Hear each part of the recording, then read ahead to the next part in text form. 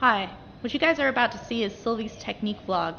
I publish 4 of these a month over at Muay Nation. You can see the longer versions of the vlogs over there.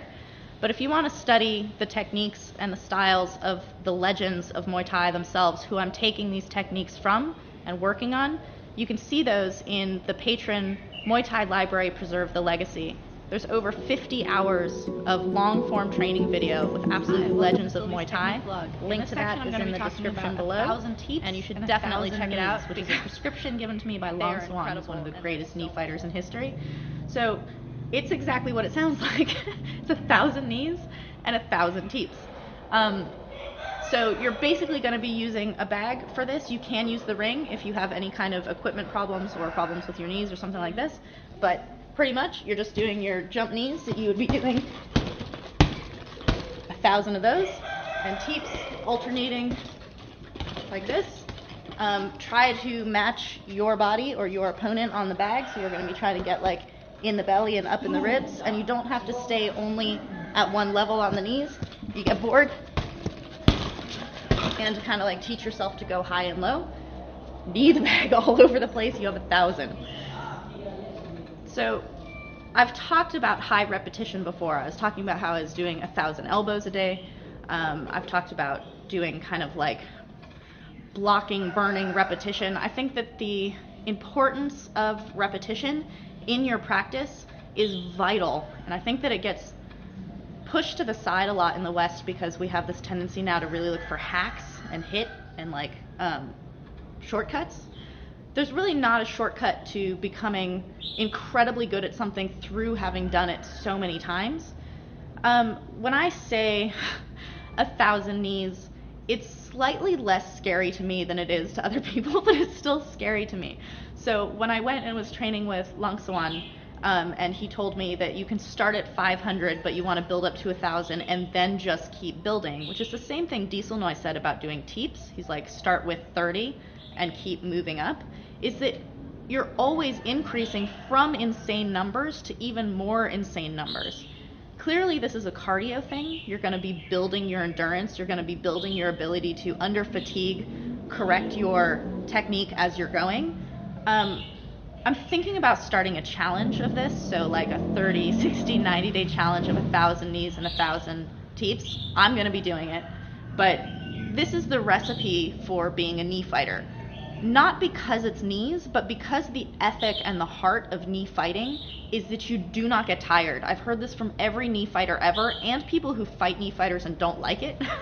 They say the thing about knee fighters is that they just don't stop. Like, they just have this endless, you cannot get this monster off of you.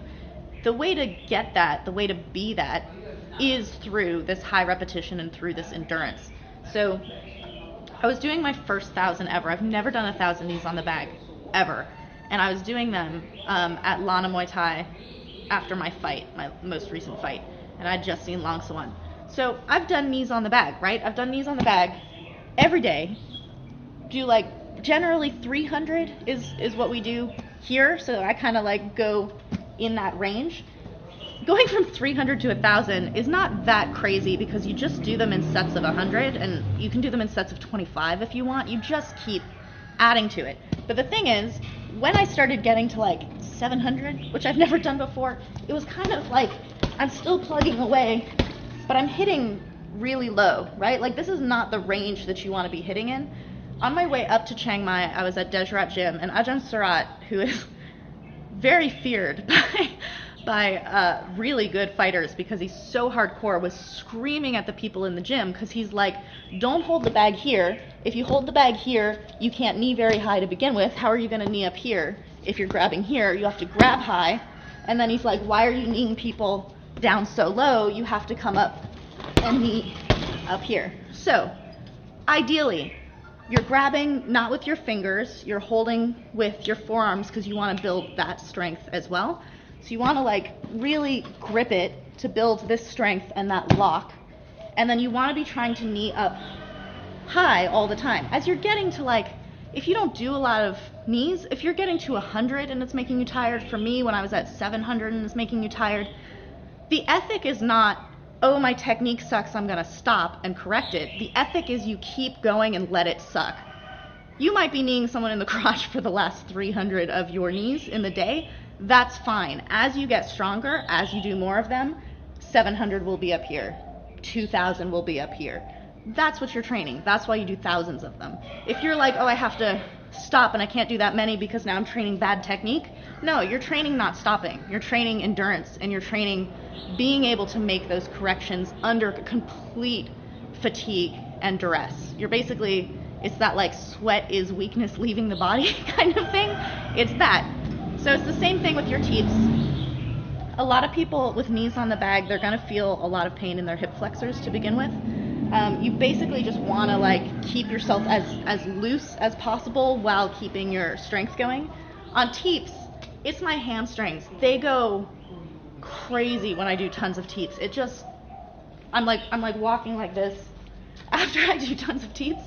So again, you're gonna wanna try to like hit on a person where you would be hitting. That means you can go ahead and teep the leg, like at points. You can teep the leg, you can come up and teep the face, you can teep in the body like this, you can double up on one side to like keep your mind going. But you really just wanna be feeling over and over again your teep. So you might be someone who teeps like this, you might be someone who teeps like this, whatever. If you're teeping with the ball of your foot, this. Most of the Thai trainers I've worked with have made a big point about not letting the bag twist, because if the bag is twisting, that means that you're hitting at different places all the time. It's the same thing if you're punching and you're punching like the side of the bag all the time, it's gonna be moving. So for the teep, you wanna be teeping the same spot over and over again, which is part of the repetition, and that's gonna make the bag not twist, and then you won't have to like stop it and do things. If that's hard, or if you're just starting out or anything like that, I've also heard from people who are amazing teepers, if you want to have a strong teep something that doesn't move, like a wall. So you can just teep the wall the same way you would be teeping the bag and not worry about where it's twisting or moving or anything like that. So all of this is to say that wherever you're starting, it doesn't matter what you're starting with. The idea is to build. If you start with 2 knees, awesome. Tomorrow do 3. That's the point. It is not, I'm doing 1,000, you have to do 1,000. It's picking a number that's like, God, that sounds really hard to do. I'm gonna build up to it and then I'm gonna go past it. Sounds like choosing 200 fights or something that you're gonna do. You can totally do it. So just start from a little bit more than what you feel comfortable with, and then just keep pushing on it. Don't worry so much about having perfect technique all the time. It's not a technique drill, although your technique will drastically improve simply by the repetition. It's an endurance, a heart, and a brain drill. You're getting your mind to be like, I can do this forever by doing it a lot and a lot and a lot forever. And honestly, if Duuglas-Ittu or Long Suan tells you this is how you become a knee fighter, it's how you become a knee fighter, I promise you. Maybe talk a little bit about the relationship between teeps and knees. Like, why would Long Suan pick a long-range weapon and a close-range weapon? So teeps in particular are interesting because they're used by everyone. So if you're a femur fighter and you want distance, you're going to be teeping all day. You're going to be smart, who's like, oh my God, you can't even get close to me. This is like the most boring day of my life trying to teep you off me. But if you want to be close to someone all the time as well, like Duuglas-Ittu or like Long Suan as a knee fighter, you're actually trying to close distance all the time. You want to be here.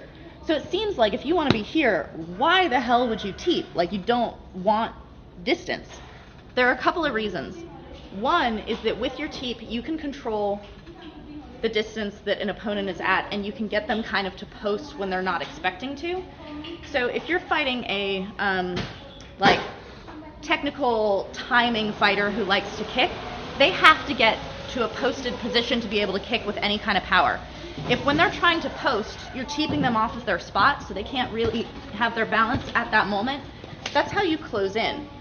Sangtianoi made a big deal to me when I saw him about if you want to be a knee fighter and you want to come in and clinch, you have to do these things on the way in, and he was all about the teep. Master K called it the electric fence of Muay Thai, so he's thinking about it as a defense thing. But even if you want to be close and there are people coming to try to teep you, you have this momentary like, now it's my game.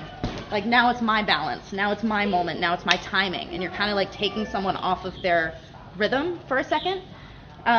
And you can use it offensively as well. If someone is like moving away from you, as they're moving away, if you're like, boom, now you're moving that far away, it totally changes what that looks like. So it looks like you're controlling their backward movement rather than that they're beautifully staying away from you. So even as a clinch fighter, the teep is a really beautiful instrument for closing distance.